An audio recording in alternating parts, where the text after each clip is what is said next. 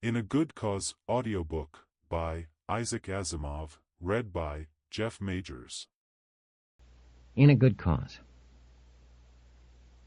In the great court, which stands as a patch of untouched peace among the 50 busy square miles devoted to the towering buildings that are the pulse beat of the united worlds of the galaxy, stands a statue. It stands where it can look at the stars at night. There are other statues ringing the court, but this one stands in the center and alone. It is not a very good statue. The face is too noble and lacks the lines of living. The brow is a shade too high, the nose a shade too symmetrical, the clothing a shade too carefully disposed. The whole bearing is by far too saintly to be true. One can suppose that the man in real life might have frowned at times or hiccuped, but the statue seemed to insist that such imperfections were impossible. All this, of course, is understandable overcompensation. The man had no statues raised to him while alive, and succeeding generations, with the advantage of hindsight, felt guilty. The name on the pedestal reads Richard Sayama Altmeyer.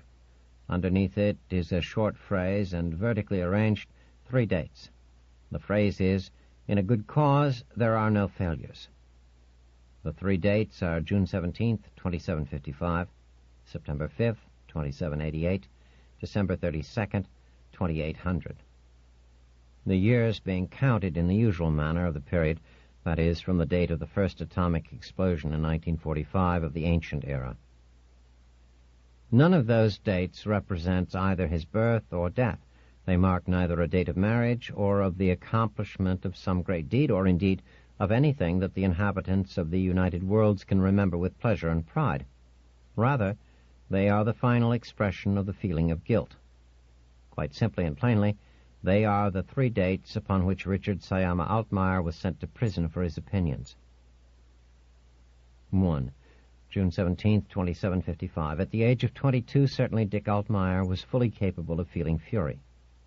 His hair was as yet dark brown, and he had not grown the mustache which, in later years, would be so characteristic of him.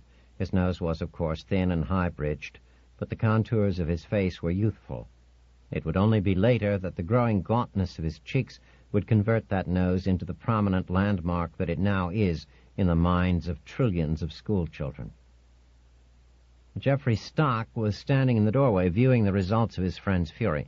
His round face and cold, steady eyes were there, but he had yet to put on the first of the military uniforms in which he was to spend the rest of his life. He said, "Great galaxy." Altmeyer looked up. "Hello, Jeff." "What's been happening, Dick? I thought your principal's pal forbid destruction of any kind. Here's a book viewer that looks somewhat destroyed." He picked up the pieces. Altmeyer said, "I was holding the viewer when my wave receiver came through with an official message. You know which one, too." "I know. It happened to me, too. Where is it?" "On the floor. I tore it off the spool as soon as it belched out at me. Wait, let's dump it down the atom chute." "Hey, hold on. You can't." "Why not?" "Because you won't accomplish anything. You'll have to report." "And just why?" "Don't be an ass, Dick. This is a matter of principle, by space." "Oh, nuts. You can't fight the whole planet." "I don't intend to fight the whole planet, just the few who get us into wars." Stock shrugged. "That means the whole planet. That guff of yours of leaders tricking poor innocent people into fighting is just so much space dust. Do you think that if a vote were taken, the people wouldn't be overwhelmingly in favor of fighting this fight?" "That means nothing, Jeff. The government has control of the organs of propaganda." "Yes, I know. I've listened to you often enough, but why not report anyway?" Altmeyer turned away. Stock said, "In the first place, you might not pass the physical examination." "I'd pass. I've been in space." "That doesn't mean anything. If the doctors let you hop a liner, that only means you don't have a heart murmur or an aneurysm. For military duty aboard ship in space, you need much more than just that. How do you know you qualify?" "That's a side issue, Jeff, and an insulting one. It's not that I'm afraid to fight." "Do you think you can stop the war this way?" "I wish I could." Altmeyer's voice almost shook as he spoke. "It's this idea I have that all mankind should be a single unit. There shouldn't be wars or space fleets armed only for destruction. The galaxy stands ready to be opened to the united efforts of the human race. Instead, we have been factioned for nearly 2,000 years, and we throw away all the galaxy." Stock laughed. "We're doing all right. There are more than 80 independent planetary systems. And are we the only intelligences in the galaxy?" "Oh, the Diaboli, your particular devils," and Stock put his fists to his temples and extended the 2 forefingers, waggling them. "And yours, too, and everybody's. They have a single government extending over more planets than all those occupied by our precious 80 independents." "Sure, and their nearest planet is only 1,500 light-years away from Earth, and they can't live on oxygen planets anyway." Stock got out of his friendly mood. He said curtly, "Look, I dropped by here to say that I was reporting for examination next week. Are you coming with me?" "No." "You're really determined?" "I'm really determined." "You know you'll accomplish nothing. There will be no great flame ignited on Earth. It will be no case of millions of young men being excited by your example into a no-war strike. You will simply be put in jail." "Well, then, jail it is." And jail it was. On June 17th, 2755, of the atomic era, after a short trial in which Richard Sayama Altmeyer refused to present any defense, he was sentenced to jail for the term of 3 years, or for the duration of the war, whichever should be longer. He served a little over 4 years and 2 months, at which time the war ended in a definite, though not shattering, Santanian defeat. Earth gained complete control of certain disputed asteroids, various commercial advantages, and a limitation of the Santanian navy. The combined human losses of the war were something over 2,000 ships, with, of course, most of their crews, and in addition, several millions of lives due to the bombardment of planetary surfaces from space. The fleets of the 2 contending powers had been sufficiently strong to restrict this bombardment to the outposts of their respective systems, so that the planets of Earth and Santani themselves were little affected. The war conclusively established Earth as the strongest single human military power. Geoffrey Stock fought throughout the war, seeing action more than once and remaining whole in life and limb despite that. At the end of the war, he had the rank of major.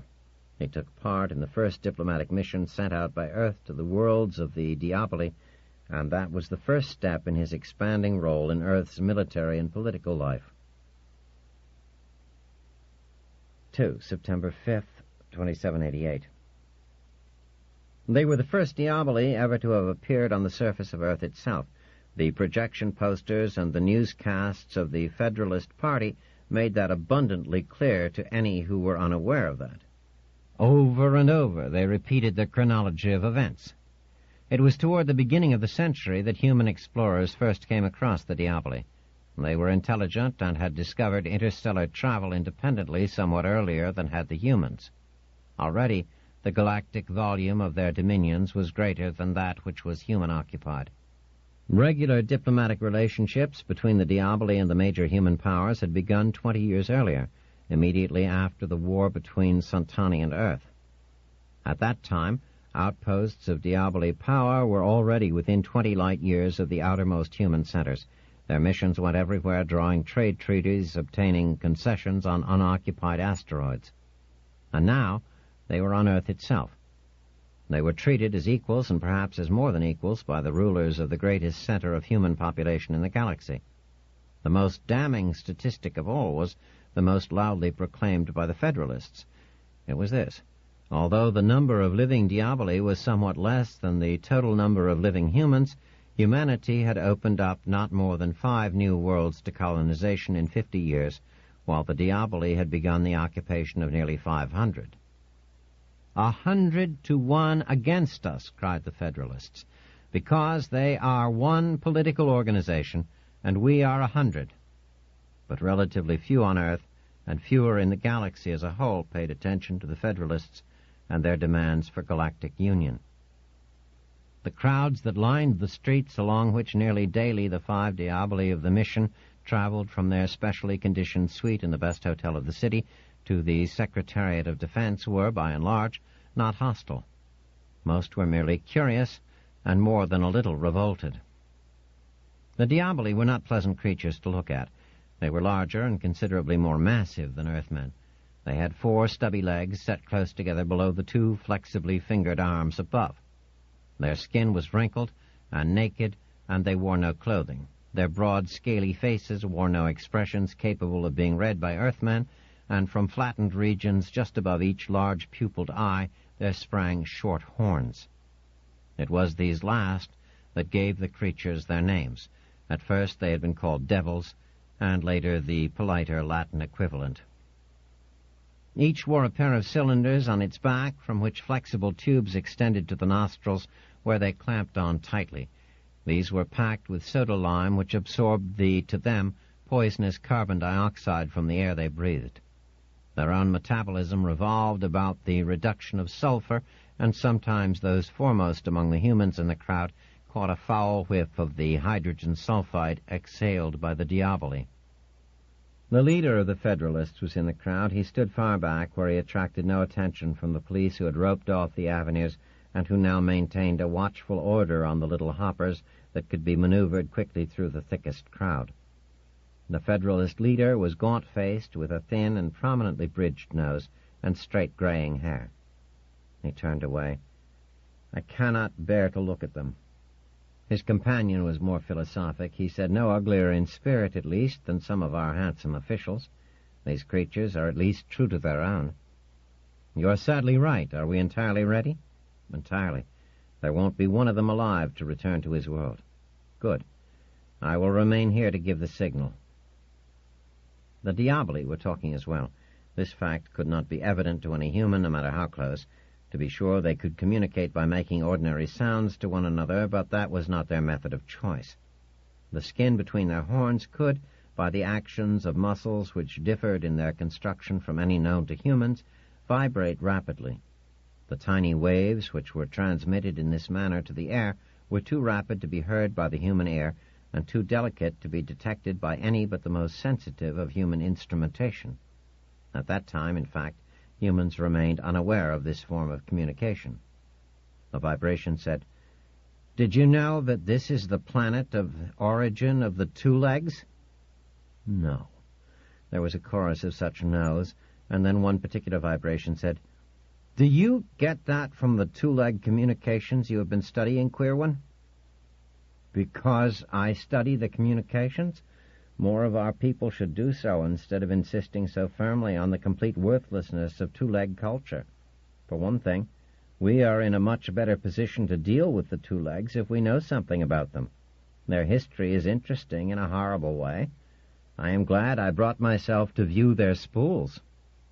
"And yet," came another vibration, "from our previous contacts with 2 legs, one would be certain that they did not know their planet of origin. Certainly there is no veneration of this planet Earth or any memorial rites connected with it. Are you sure the information is correct?" "Entirely so. The lack of ritual and the fact that this planet is by no means a shrine is perfectly understandable in the light of 2-leg history. The 2 legs on the other worlds would scarcely concede the honor. It would somehow lower the independent dignity of their own worlds." "I don't quite understand." "Neither do I, exactly, but after several days of reading I think I catch a glimmer.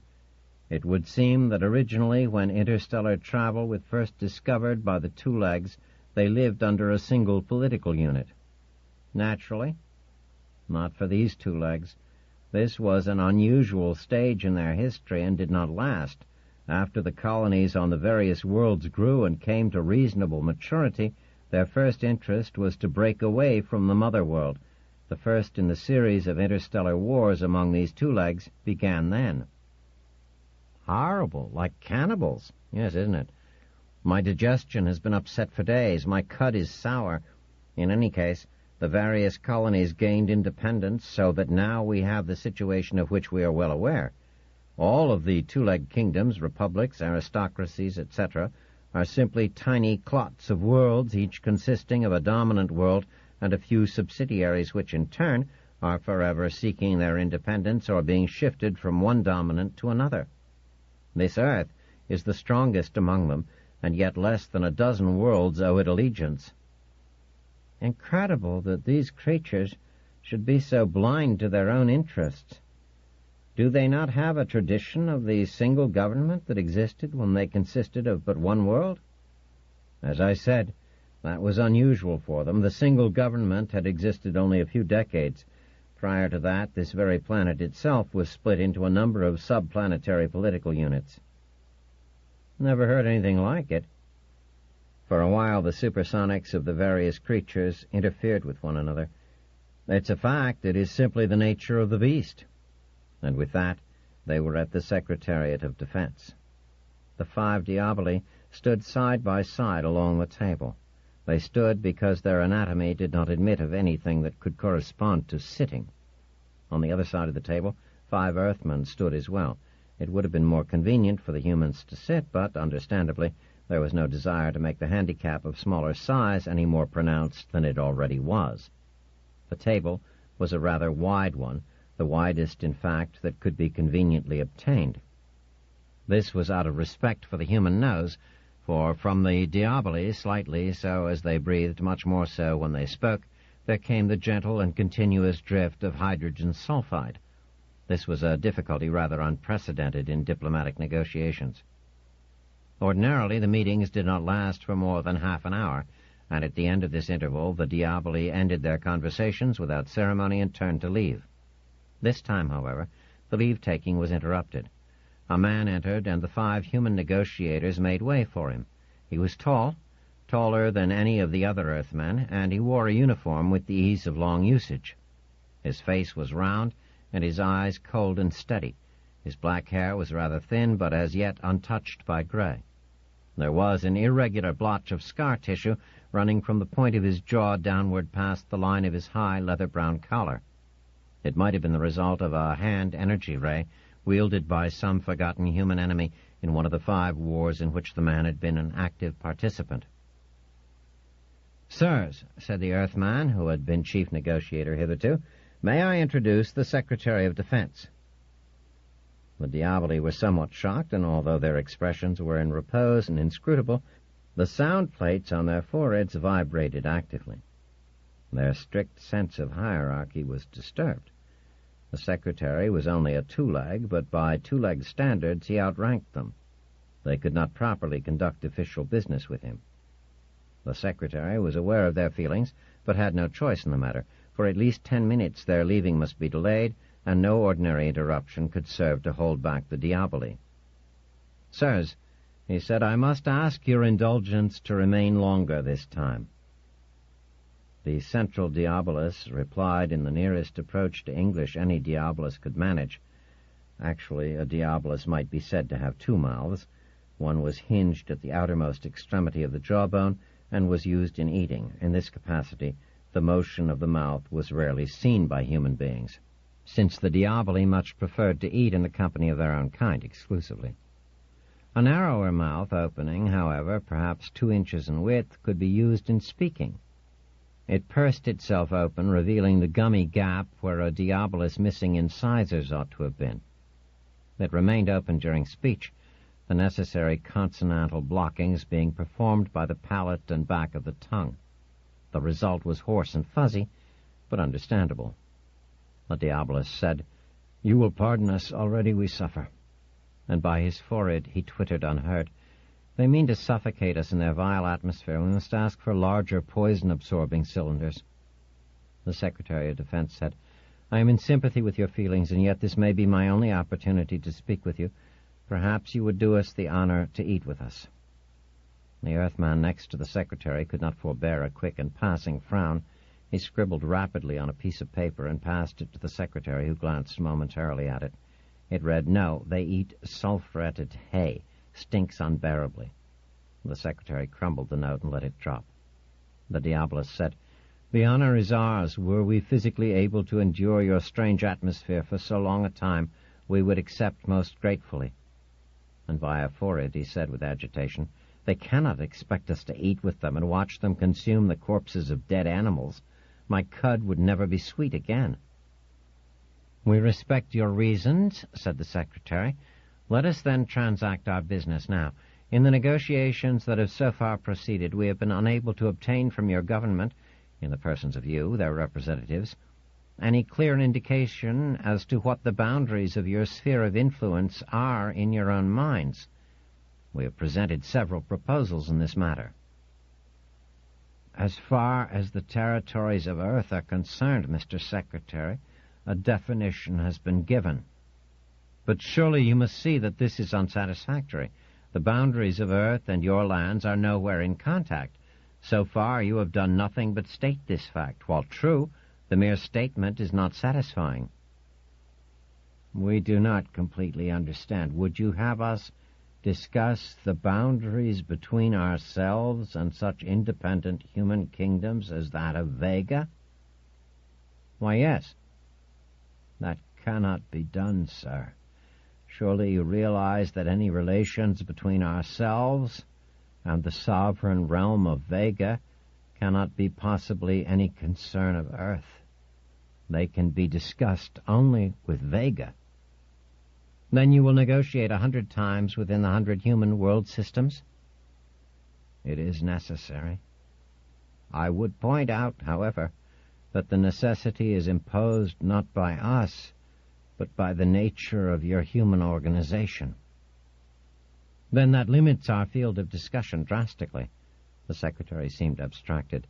He was listening not exactly to the diaboli opposite, but rather, it would seem, to something at a distance. And now there was a faint commotion barely heard from outside the Secretariat, the babble of distant voices, the brisk crackle of energy guns muted by distance to nearly nothingness, and the hurried click-clacking of police hoppers. The diaboli showed no indication of hearing, nor was this simply another affectation of politeness. If their capacity for receiving supersonic sound waves was far more delicate and acute than almost anything human ingenuity had ever invented, their reception for ordinary sound waves was rather dull. The diabolist was saying, "We beg leave to state our surprise. We were of the opinion that all this was known to you." A man in police uniform appeared in the doorway. The Secretary turned to him, and with the briefest of nods, the policeman departed. The Secretary said suddenly and briskly, "Quite. I merely wished to ascertain once again that this was the case. I trust you will be ready to resume negotiations tomorrow?" "Certainly, sir." One by one, slowly, with a dignity befitting the heirs of the universe, the diaboli left. An Earthman said, "I'm glad they refused to eat with us." "I knew they couldn't accept," said the Secretary thoughtfully. "They're vegetarian. They sicken thoroughly at the very thought of eating meat. I've seen them eat, you know. Not many humans have. They resemble our cattle in the business of eating. They bolt their food and then stand solemnly about in circles, chewing their cuds in a great community of thought. Perhaps they intercommunicate by a method we are unaware of." The huge lower jaw rotates horizontally in a slow grinding process. The policeman had once more appeared in the doorway. The Secretary broke off and called, "You have them all?" "Yes, sir." "Do you have Altmeyer?" "Yes, sir." "Good." The crowd had gathered again when the 5 diaboli emerged from the Secretariat. The schedule was strict. At 3 p.m. each day they left their suite and spent 5 minutes walking to the Secretariat. At 3:35 they emerged therefrom once again and returned to their suite, the way being kept clear by the police. They marched stolidly, almost mechanically, along the broad avenue. Halfway in their trek there came the sounds of shouting men. To most of the crowd the words were not clear, but there was the crackle of an energy gun, and the pale blue fluorescence split the air overhead. Police wheeled, their own energy guns drawn, hoppers springing 7 feet into the air, landing delicately in the midst of groups of people, touching none of them, jumping again almost instantly. People scattered, and their voices were joined to the general uproar. Through it all, the diaboli, either through defective hearing or excessive dignity, continued marching as mechanically as ever. At the other end of the gathering, almost diametrically opposing the region of excitement, Richard Sayama Altmeyer stroked his nose in a moment of satisfaction. The strict chronology of the diaboli had made a split-second plan possible. The first diversionary disturbance was only to attract the attention of the police. It was now, and he fired a harmless sound pellet into the air. Instantly, from 4 directions, concussion pellets split the air. From the roofs of buildings lining the way, snipers fired. Each of the diaboli, torn by the shells, shuddered and exploded as the pellets detonated within them. One by one they toppled, and from nowhere the police were at Altmeyer's side. He stared at them with some surprise. Gently, for in 20 years he had lost his fury and learned to be gentle, he said, "You come quickly, but even so you come too late." He gestured in the direction of the shattered Diaboli. The crowd was in simple panic now. Additional squadrons of police arriving in record time could do nothing more than herd them off into harmless directions. The policeman, who now held Altmaier in a firm grip, taking the sound gun from him and inspecting him quickly for further weapons, was a captain by rank. He said stiffly, "I think you've made a mistake, Mr. Altmaier. You'll notice you've drawn no blood." And he, too, waved toward where the Diaboli lay motionless. Altmaier turned, startled. The creatures lay there on their sides, some in pieces, tattered skin shredding away, frames distorted and bent, but the police captain was correct. There was no blood, no flesh. Altmaier's lips, pale and stiff, moved soundlessly. The police captain interpreted the motion accurately enough. He said, "You are correct, sir. They are robots." And from the great doors of the Secretariat of Defense, the true Diaboli emerged. Clubbing policemen cleared the way, but another way, so that they need not pass the sprawled travesties of plastic and aluminum, which for 3 minutes had played the role of living creatures. The police captain said, "I'll ask you to come without trouble, Mr. Altmaier. The Secretary of Defense would like to see you." "I am coming, sir." A stunned frustration was only now beginning to overwhelm him. Jeffrey Stock and Richard Altmaier faced one another for the first time in almost a quarter of a century. There in the Defense Secretary's private office. It was a rather straight-laced office, a desk, an armchair, and 2 additional chairs. All were a dull brown in color, the chairs being topped by brown foamite, which yielded to the body enough for comfort, not enough for luxury. There was a micro-viewer on the desk and a little cabinet big enough to hold several dozen optospools. On the wall opposite the desks was a trimensional view of the old Dauntless, the Secretary's first command. Stock said, "It is a little ridiculous meeting like this after so many years. I find I am sorry." "Sorry about what, Jeff?" Altmaier tried to force a smile. "I am sorry about nothing but that you tricked me with those robots." "You were not difficult to trick," said Stock, "and it was an excellent opportunity to break your party.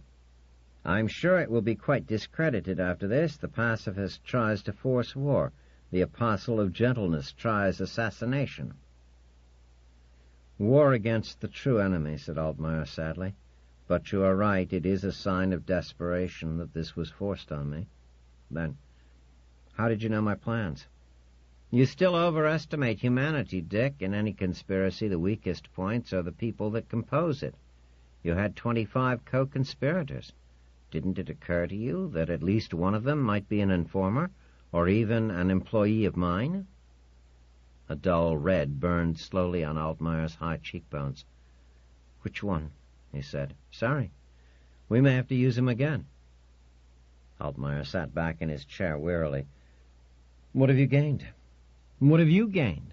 You are as impractical now as on that last day I saw you, the day you decided to go to jail rather than report for induction. You haven't changed." Altmaier shook his head. "The truth doesn't change." Stock said impatiently, "If it is truth, why does it always fail? Your stay in jail accomplished nothing. The war went on. Not one life was saved. Since then, you've started a political party, and every cause it has backed has failed. Your conspiracy has failed. You're nearly 50, Dick, and what have you accomplished? Nothing." Altmaier said, "And you went to war, rose to command a ship, then to a place in the cabinet. They say you will be the next coordinator. You've accomplished a great deal, yet success and failure do not exist in themselves. Success in what? Success in working the ruin of humanity? Failure in what? In saving it? I wouldn't change places with you, Jeff. Remember this. In a good cause, there are no failures. There are only delayed successes. Even if you are executed for this day's work, even if I am executed, there will be someone else to carry on, and his success will be my success." "How do you envision this success? Can you really see a union of worlds, a galactic federation? Do you want Santani running our affairs? Do you want a Vegan telling you what to do? Do you want Earth to decide its own destiny or to be at the mercy of any random combination of powers? We would be at their mercy no more than they would be at ours. Except that we are the richest, we would be plundered for the sake of the depressed worlds of the serious sector and pay the plunder out of what we would save in the wars that would no longer occur. Do you have answers for all questions, Dick? In 20 years, we have been asked all questions, Jeff. Then answer this one. How would you force this union of yours on unwilling humanity? That is why I wanted to kill the Diaboli. For the first time, Altmeyer showed agitation. It would mean war with them, but all humanity would unite against the common enemy. Our own political and ideological differences would fade in the face of that. You really believe that, even when the Diaboli have never harmed us? They cannot live on our worlds. They must remain on their own worlds of sulfide atmosphere and oceans, which are sodium sulfate solutions. Humanity knows better, Jeff.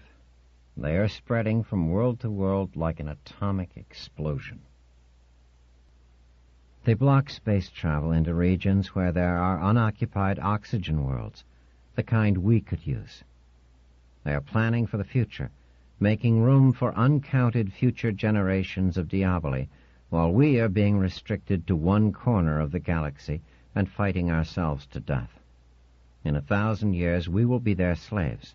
In 10,000, we will be extinct. Oh, yes, they are the common enemy. Mankind knows that. You will find that out sooner than you think, perhaps.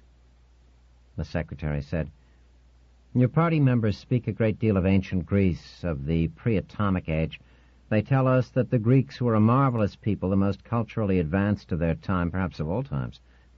They set mankind on the road it has never yet left entirely. They had only one flaw. They could not unite. They were conquered and eventually died out, and we follow in their footsteps now, eh? You have learned your lesson well, Jeff. But of you, Dick, what do you mean? Did the Greeks have no common enemy against whom they could unite? Altmeyer was silent. Stock said, The Greeks fought Persia, their great common enemy. Was it not a fact that a good proportion of the Greek states fought on the Persian side? Altmeyer said finally, Yes, because they thought Persian victory was inevitable, and they wanted to be on the winning side.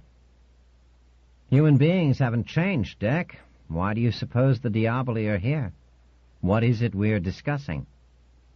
I am not a member of the government. No, said Stock savagely, but I am. The Vegan League has allied itself with the Diaboli. I don't believe you. It can't be. It can be and is. The Diaboli have agreed to supply them with 500 ships at any time they happen to be at war with Earth.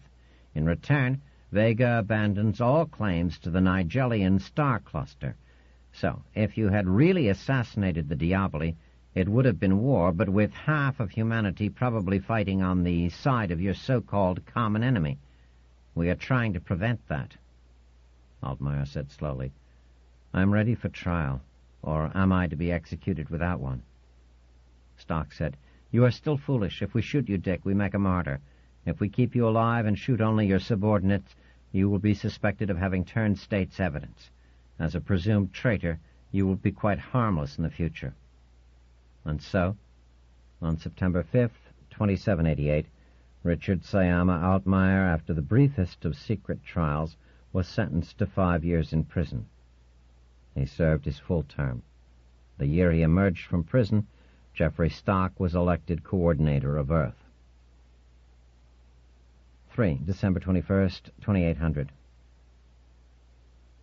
Simon Devoir was not at ease. He was a little man with sandy hair and a freckled, ruddy face. He said, I'm sorry I agreed to see you, Altmeyer. It won't do you any good. It might do me harm. Altmeyer said, I am an old man. I won't hurt you. And he was, indeed, a very old man somehow. The turn of the century found his years at 2/3 of a century, but he was older than that, older inside and older outside. His clothes were too big for him, as if he were shrinking away inside them. Only his nose had not aged. It was still the thin, aristocratic, high-beaked Altmeyer nose. Devoir said, It's not you I'm afraid of. Why not? Perhaps you think I betrayed the men of '88? No, of course not. No man of sense believes that you did, but the days of the Federalists are over, Altmeyer. Altmeyer tried to smile. He felt a little hungry. He hadn't eaten that day, no time for food. Was the day of the Federalists over? It might seem so to others. The movement had died on a wave of ridicule. A conspiracy that fails, a lost cause, is often romantic. It is remembered and draws adherents for generations, if the loss is at least a dignified one. But to shoot at living creatures and find the mark to be robots, to be outmaneuvered and outfoxed, to be made ridiculous, that is deadly. It is deadlier than treason, wrong, and sin. Not many had believed Altmeyer had bargained for his life by betraying his associates, but the universal laughter killed federalism as effectively as though they had. But Altmeyer had remained stolidly stubborn under it all. He said, "The day of the Federalists will never be over while the human race lives." "Words," said Devoir impatiently. "They meant more to me when I was younger. I am a little tired now." "Simon, I need access to the subetheric system." Devoir's face hardened. He said, "And you thought of me. I'm sorry, Altmeyer, but I can't let you use my broadcasts for your own purposes." "You were a Federalist once." "Don't rely on that," said Devoir. "That's in the past. Now I am nothing. I am a Devoirist, I suppose. I want to live." "Even if it is under the feet of the Diaboli? Do you want to live when they are willing? Die when they are ready?" "Words!" "Do you approve of the All-Galactic Conference?" Devoir reddened past his usual pink level. He gave the sudden impression of a man with too much blood for his body. He said smolderingly, "Well, why not? What does it matter how we go about establishing the Federation of Man? If you're still a Federalist, what have you to object to in a united humanity?" "United under the Diaboli? What's the difference? Humanity can't unite by itself. Let us be driven to it, as long as the fact is accomplished. I am sick of it all, Altmeyer, sick of all our stupid history. I'm tired of trying to be an idealist with nothing to be idealistic over. Human beings are human beings, and that's the nasty part of it. Maybe we've got to be whipped into line. If so, I'm perfectly willing to let the Diaboli do the whipping." Altmeyer said gently, "You're very foolish, Devoir. It won't be a real union, you know that. The Diaboli called this conference so that they might act as umpires on all current interhuman disputes to their own advantage, and remain the supreme court of judgment over us hereafter. You know they have no intention of establishing a real central human government. It will only be a sort of interlocking directorate. Each human government will conduct its own affairs as before and pull in various directions as before.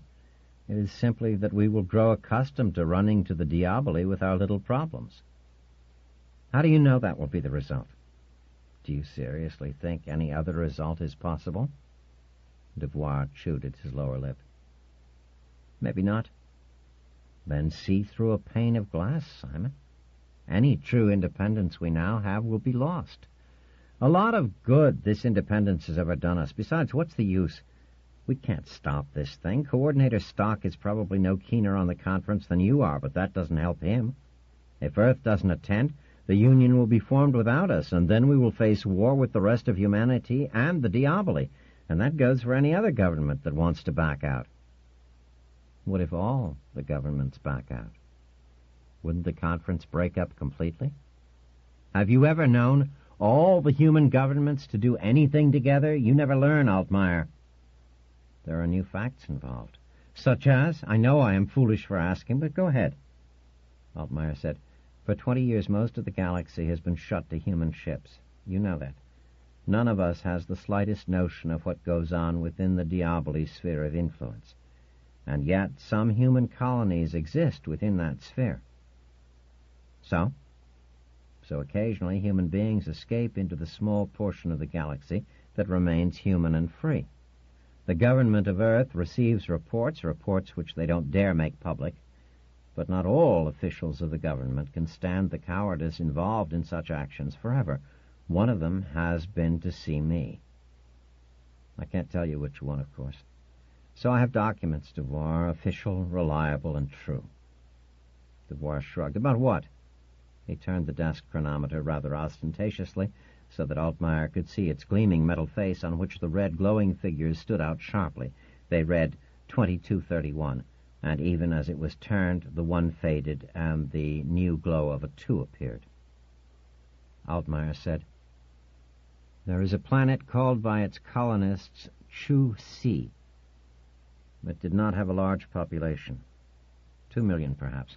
15 years ago, the Diaboli occupied worlds on various sides of it, and in all those 15 years, no human ship ever landed on the planet. Last year, the Diaboli themselves landed. They brought with them huge freight ships filled with sodium sulfate and bacterial cultures that are native to their own worlds." "What? You can't make me believe it." "Try," said Altmaier ironically. "It is not difficult. Sodium sulfate will dissolve in the oceans of any world. In a sulfate ocean, their bacteria will grow, multiply, and produce hydrogen sulfide in tremendous quantities, which will fill the oceans and the atmosphere. They can then introduce their plants and animals and eventually themselves. Another planet will be suitable for Diaboli life and unsuitable for any human. It would take time, surely, but the Diaboli have time. They are a united people, and... Now look." Devoir waved his hand in disgust. "That just doesn't hold water. The Diaboli have more worlds than they know what to do with. For their present purposes, yes, but the Diaboli are creatures that look toward the future. Their birth rate is high, and eventually they will fill the galaxy. And how much better off they would be if they were the only intelligence in the universe." "But it's impossible on purely physical grounds. Do you know how many millions of tons of sodium sulfate it would take to fill up the oceans to their requirements?" "Obviously a planetary supply." "Well then, do you suppose they would strip one of their own worlds to create a new one? Where is the gain?" Simon, there are millions of planets in the galaxy which, through atmospheric conditions, temperature, or gravity, are forever uninhabitable, either to humans or to Diaboli. Many of these are quite adequately rich in sulfur." Devoir considered. "What about the human beings on the planet?" "On Chu-Si? Euthanasia, except for the few who escaped in time. Painless, I suppose. The Diaboli are not needlessly cruel, merely efficient." Altmaier waited. Devoir's fist clenched and unclenched. Altmaier said, "Publish this news. Spread it out on the interstellar subetheric web. Broadcast the documents to the reception centers on the various worlds. You can do it. And when you do, the all-galactic conference will fall apart." Devoir's chair tilted forward. He stood up. "Where's your proof?" "Will you do it?" "I want to see your proof." Altmaier smiled. "Come with me." They were waiting for him when he came back to the furnished room he was living in. He didn't notice them at first. He was completely unaware of the small vehicle that followed him at a slow pace and a prudent distance. He walked with his head bent, calculating the length of time it would take for Devoir to put the information through the reaches of space, how long it would take for the receiving stations on Vega and Santani and Centaurus to blast out the news, how long it would take to spread it over the entire galaxy. And in this way he passed, unheeding, between the two plainclothesmen who flanked the entrance of the rooming house. It was only when he opened the door to his own room that he stopped and turned to leave, but the plainclothesmen were behind him now. They made no attempt at violent escape. He entered the room instead and sat down, feeling so old. He thought feverishly, "I need only hold them off an hour and 10 minutes." The man who occupied the darkness reached up and flicked the switch that allowed the wall lights to operate. In the soft wall glow, the man's round face and balding, grave-fringed head were startlingly clear. Altmaier said gently, "I am honored with a visit by the coordinator himself." And Stock said, "We're old friends, you and I, Dick. We meet every once in a while." Altmaier did not answer. Stock said, "You have certain government papers in your possession, Dick." Altmaier said, "If you think so, Jeff, you'll have to find them." Stock rose wearily to his feet. No heroics, Dick. Let me tell you what those papers contained. They were circumstantial reports of the sulfation of the planet Chu-C. Isn't that true? Altmeyer looked at the clock. Stock said, "If you are planning to delay us, to angle us as though we were fish, you will be disappointed. We know where you've been. We know Devoir has the papers. We know exactly what he's planning to do with them." Altmeyer stiffened. The thin parchment of his cheeks trembled. He said, "How long have you known?" "As long as you have, Dick. You are a very predictable man. It is the very reason we decided to use you. Do you suppose the recorder would really come to see you as he did without our knowledge?" "I don't understand." Stock said, "The government of Earth, Dick, is not anxious that the All-Galactic Conference be continued. However, we are not Federalists. We know humanity for what it is. What do you suppose would happen if the rest of the galaxy discovered that the Diaboli were in the process of changing a salt-oxygen world into a sulfate-sulfide one?" "No, don't answer. You're Dick Altmeyer, and I'm sure you'd tell me that with one fiery burst of indignation they'd abandon the conference, join together in a loving and brotherly union, throw themselves at the Diaboli, and overwhelm them." Stock paused such a long time that for a moment it might have seemed he would say no more. Then he continued in half a whisper, "Nonsense. The other worlds would say that the government of Earth, for purposes of its own, had initiated a fraud, had forged documents in a deliberate attempt to disrupt the conference. The Diaboli would deny everything, and most of the human worlds would find it to their interests to believe the denial. They would concentrate on the iniquities of Earth and forget about the iniquities of the Diaboli. So you see, we could sponsor no such expose." Altmeyer felt drained, futile. "Then you will stop Devoir. It is always that you are so sure of failure beforehand that you believe the worst of your fellow man." "Wait. I said nothing of stopping Devoir. I said only that the government could not sponsor such an expose, and we will not. But the expose will take place just the same, except that afterward we will arrest Devoir and yourself and denounce the whole thing as vehemently as will the Diaboli. The whole affair would then be changed. The government of Earth will have dissociated itself from the claims. It will then seem to the rest of the human government that for our own selfish purposes we are trying to hide the actions of the Diaboli, that we have perhaps a special understanding with them. They will fear that special understanding and unite against us. But then, to be against us will mean that they are also against the Diaboli. They will insist on believing the expose to be the truth, the documents to be real, and the conference will break up." "It will mean war again," said Altmeyer hopelessly, "and not against the real enemy. It will mean fighting among the humans and a victory all the greater for the Diaboli when it is all over." "No war," said Stock.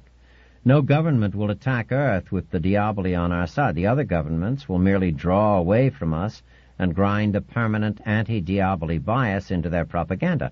Later, if there should be war between ourselves and the Diaboli, the other governments will at least remain neutral." "He looks very old," thought Altmeyer. "We're all old, dying men." Aloud he said, "Why would you expect the Diaboli to back Earth? You may fool the rest of mankind by pretending to attempt suppression of the facts concerning the planet Chu-C, but you won't fool the Diaboli. They won't for a moment believe Earth to be sincere in its claim that it believes the documents to be forgeries." "Ah, but they will." Jeffrey Stock stood up. "You see, the documents are forgeries. The Diaboli may be planning sulfation of planets in the future, but to our knowledge they have not tried it yet." On December 21st, 2800, Richard Sayama Altmeyer entered prison for the third and last time. There was no trial, no definite sentence, and scarcely a real imprisonment in the literal sense of the word. His movements were confined, and only a few officials were allowed to communicate with him, but otherwise his comforts were looked to assiduously. He had no access to news, of course. so that he was not aware that in the second year of this third imprisonment of his, the war between Earth and the Diaboli opened with the surprise attack near Sirius by an Earth squadron upon certain ships of the Diaboli Navy. In 2802, Geoffrey Stock came to visit Altmeyer in his confinement. Altmeyer rose in surprise to greet him. "You're looking well, Dick," Stock said. He himself was not. His complexion had grayed. He still wore his naval captain's uniform, but his body stooped slightly within it. He was to die within the year, a fact of which he was not completely unaware. It did not bother him much. He thought repeatedly, "I have lived the years I've had to live." Altmeyer, who looked the older of the two, had yet more than 9 years to live. He said, "An unexpected pleasure, Jeff, but this time you can't have come to imprison me. I'm in prison already." "I've come to set you free if you would like." "For what purpose, Jeff? Surely you have a purpose? A clever way of using me?" Stock's smile was merely a momentary twitch. He said, "A way of using you, truly. But this time you will approve. We are at war." "With whom?" Altmeyer was startled. "With the Diaboli. We have been at war for 6 months." Altmeyer brought his hands together, thin fingers interlacing nervously. "I've heard nothing of this." "I know." The coordinator clasped his hands behind his back and was distantly surprised to find that they were trembling. He said, "It's been a long journey for the two of us, Dick. We've had the same goal, you and I. No, let me speak. I've often wanted to explain my point of view to you, but you would never have understood. You weren't the kind of man to understand until I had the results for you. I was 25 when I first visited a Diaboli world, Dick. I knew then it was either they or we." "I said so," whispered Altmeyer, "from the first." "Merely saying so was not enough. You wanted to force the human governments to unite against them, and that notion was politically unrealistic and completely impossible. It wasn't even desirable. Humans are not Diaboli.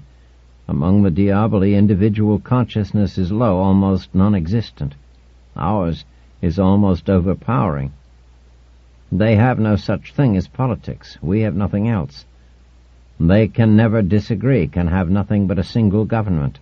We can never agree. If we had a single island to live on, we would split it in 3.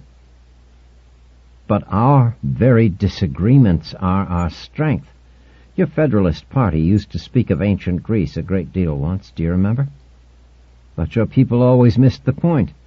To be sure, Greece could never unite and was therefore ultimately conquered, but even in her state of disunion, she defeated the gigantic Persian Empire. Why?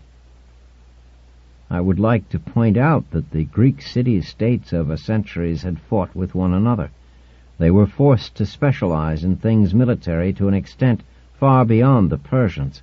Even the Persians themselves realized that, and in the last century of their imperial existence, Greek mercenaries formed the most valued parts of their armies. The same might be said of the small nation-states of pre-atomic Europe, which in centuries of fighting had advanced their military arts to the point where they could overcome and hold for 200 years the comparatively gigantic empires of Asia. So it is with us.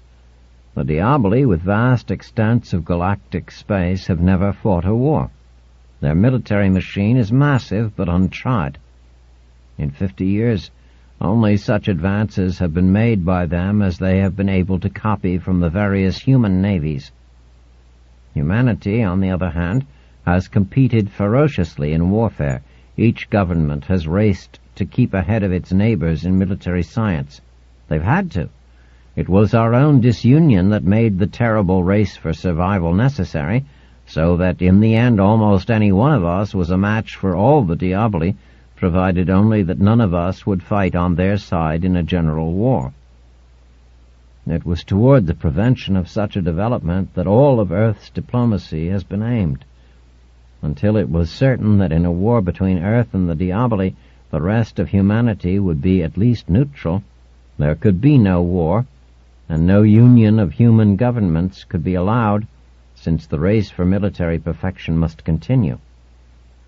Once we were sure of neutrality, through the hoax that broke up the conference 2 years ago, we sought the war, and now we have it. Altmaier, through all this, might have been frozen. It was a long time before he could say anything. Finally, "What if the Diaboli are victorious after all?" Stock said they aren't. 2 weeks ago, the main fleets joined action, and theirs was annihilated with practically no loss to ourselves, although we were greatly outnumbered. We might have been fighting unarmed ships. We had stronger weapons, of greater range, and more accurate sighting. We had 3 times their effective speed, since we had anti-acceleration devices, which they lacked. Since the battle, a dozen of the other human governments have decided to join the winning side and have declared war on the Diaboli. Yesterday, the Diaboli requested that negotiations for an armistice be opened. The war is practically over, and henceforward the Diaboli will be confined to their original planets, with only such future expansions as we permit." Altmaier murmured incoherently. Stock said, "And now, union becomes necessary. After the defeat of Persia by the Greek city-states, they were ruined because of their continued wars among themselves, so that first Macedon and then Rome conquered them. After Europe colonized the Americas, cut up Africa, and conquered Asia, a series of continued European wars led to European ruin. Disunion until conquest. Union thereafter. But now union is easy. Let one subdivision succeed by itself, and the rest will clamor to become part of that success. The ancient writer Toynbee first pointed out this difference between what he called a dominant minority and a creative minority. We are a creative minority now. In an almost spontaneous gesture, various human governments have suggested the formation of a united world's organization. Over 70 governments are willing to attend the first sessions in order to draw up a charter of federation. The others will join later, I am sure. We would like you to be one of the delegates from Earth, Dick." Altmaier found his eyes flooding. I don't understand your purpose. Is this all true?" "It is all exactly as I say. You were a voice in the wilderness, Dick, crying for union. Your words will carry much weight. What did you once say? In a good cause there are no failures." "No," said Altmaier with sudden energy. "It seems your cause was the good one." Stock's face was hard and devoid of emotion. "You were always a misunderstander of human nature, Dick. When the United Worlds is a reality, and when generations of men and women look back to these days of war through their centuries of unbroken peace, they will have forgotten the purpose of my methods. To them, they will represent war and death. Your cause for union, your idealism, will be remembered forever." He turned away, and Altmaier barely caught his last words. "And when they build their statues, they will build none for me." In the great court, which stands as a patch of untouched peace among the 50 busy square miles devoted to the towering buildings that are the pulse beat of the united worlds of the galaxy, stands a statue. End of In a Good Cause audiobook by Isaac Asimov, read by Jeff Majors. If you enjoyed this presentation of In a Good Cause by Isaac Asimov, please like and subscribe. Thank you.